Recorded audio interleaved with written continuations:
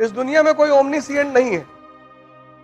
तुम्हारे पास भी दिमाग है, तुम पढ़ते हो, तुम किसी पर्सपेक्टिव से सोचते हो सकता है मैंने उस पर्सपेक्टिव से ना सोचा हो।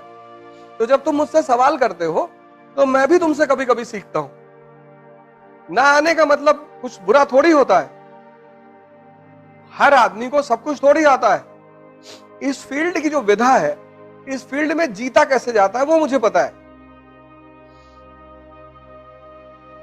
हो सकता है मुझे हिस्ट्री कुछ भी ना पता हो, लेकिन इस फील्ड में जीता कैसे जाता है, कैसे आईएएस पे सिलेक्शन होता है, क्या करना पड़ता है, वो चीजें मुझे पता है बस। तो इसलिए मैं हमेशा तुम लोगों से क्लास में कहता हूं कि क्वेश्चन पूछते रहा करो, कुछ भी क्वेश्चन पूछो, कोई बात नहीं आएगा मैं तुमको सॉरी बोलूंगा, मैं पता करके आके फिर तुमको बताऊंगा, वो कोई मुद्दा नहीं। इस एग्जामिनेशन में इतना पढ़ना थोड़ी है। यहां जितने लोग तुम लोग आते हो, बस मेरी एक बात मान लो, क्लास वर्क और होमवर्क और सिलेक्शन अगर नहीं होगा ना, तुमको 2 साल का खर्चा देंगे 30,000 रुपए महीने के हिसाब से।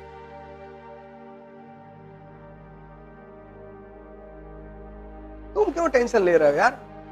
आज इकरा में मान लो 100 लोग आ रहे हैं, ठीक है, बहुत आ रहे हैं। ये 100 वो लोग हैं जिन्होंने जीवन में खतरा ले रखा है कि पैसा डूब जाएगा तो, लेकिन चलो। जब तुम कोई बिजनेस शुरू करते हो तो तुम्हारा बिजनेस पहले दिन में नहीं खड़ा होता। बिजनेस का पहला चरण है फेथ। इतनी बड़ी बड़ी कंपनियां मार्केट में हैं, तो लोग उनको पास जाएंगे। जब आदमी पैसा देता है वो कहता है कि यार जिसका नाम है उसके पास चलो, नहीं। लेकिन जब तुम यहां आ ही गए हो, पैसा खर्चा ही कर दिए हो, तो मेरी एक बात मान लो, क्लास वर्क और होमवर्क उससे ज्यादा कुछ मत करो तुम।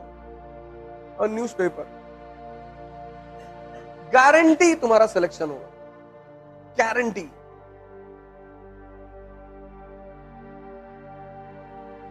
हम अपनी गारंटी ले रहे हैं, अपनी, और आज से प्रयोग नहीं कर रहे हैं। पिछले 15 साल 20 साल पढ़ाते हो क्या, 15 साल से प्रयोग कर रहे हैं, 15।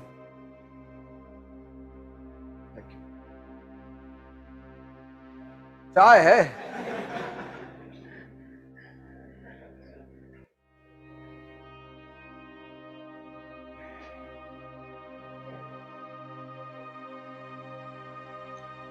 तुम सिर्फ क्लास वर्क, होमवर्क, न्यूज़पेपर कर लो, गारंटी तुम्हारा सिलेक्शन हो।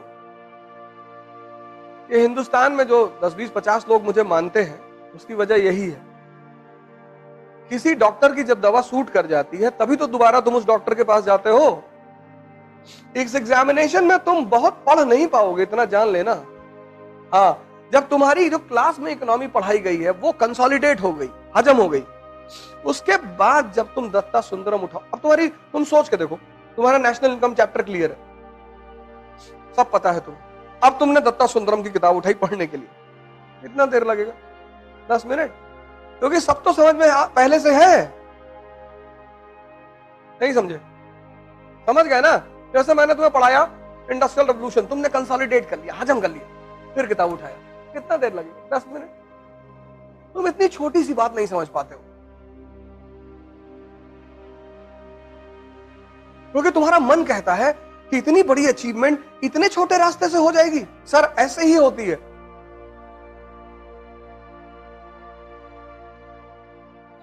जितनी बड़ी बड़ी अचीवमेंट है उनके छोटे छोटे फॉर्मूले हैं, जितनी छोटी छोटी अचीवमेंट है उनके बड़े बड़े फॉर्मूले हैं। नियम है इस संसार का।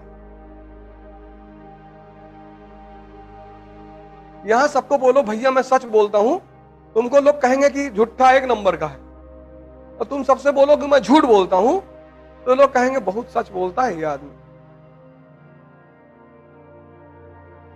ये अजीब सा खेल है, अजीब सा। एनसीईआरटी में कितनी बार तुम लोगों को बोला हूं, एनसीईआरटी मतलब सोचने का तरीका, एनसीईआरटी मतलब आधारभूत ज्ञान, जितने लोग एनसीईआरटी तैयार कर लेते हैं आईएएस की कोचिंग करने से पहले, उनके फर्स्ट अटेम्प्ट में सेलेक्ट होने की संभावना 90% बढ़ जाती है। क्योंकि जब तुम्हें पता है कि लोकसभा क्या है, राज्यसभा क्या है, तुम इमेजिन करो तुम पॉलिटी की क्लास में जाके बैठे और तुमको पता ही नहीं लोकसभा क्या है, तो टीचर जो समझाएगा तुमसे कनेक्ट हो पाएगा? नहीं होगा। लेकिन अगर तुम्हें पता है तो तुम कंसंट्रेट करोगे।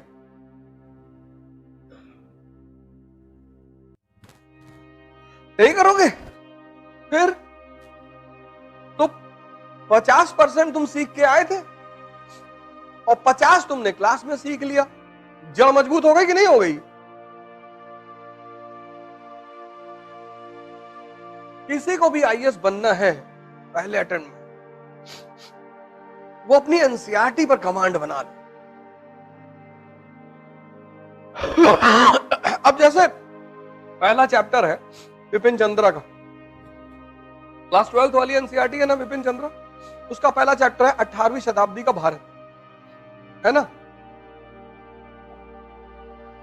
अब वो चैप्टर जब तुमने खत्म किया तो पहली चीज क्या क्लियर होनी चाहिए कि मुगल साम्राज्य का पतन क्यों हुआ। यही तो पहली हेडिंग है। दूसरी चीज क्या क्लियर होनी चाहिए? क्षेत्रीय राजवंश, राजपूताना, अवध। पढ़ी हो कभी एनसीईआरटी? बताओ अवध के बारे में।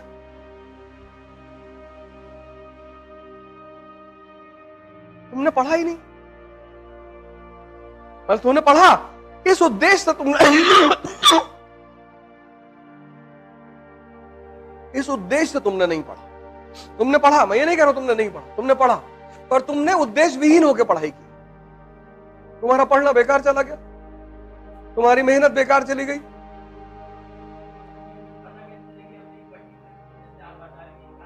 अरे भैया चैप्टर, जैसे जब तुम मनोहर कहानियां पढ़ते हो,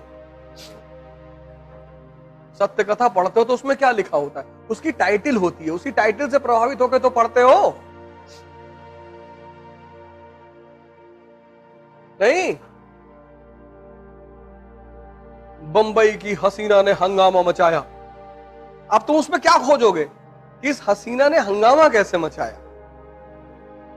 दो ही चीज तो खोजोगे। किसी भी किताब की जो टाइटल होती है, किसी भी चैप्टर का टाइटल होता है, वो यही तो तुमको बताता है। जब कार्ड शादी का छपवाते हो तो उस पर लिखवाते नहीं हो शुभ विवाह, नहीं तो हर आदमी पूछे ना कि भैया काहे दे रहे हो कार्ड,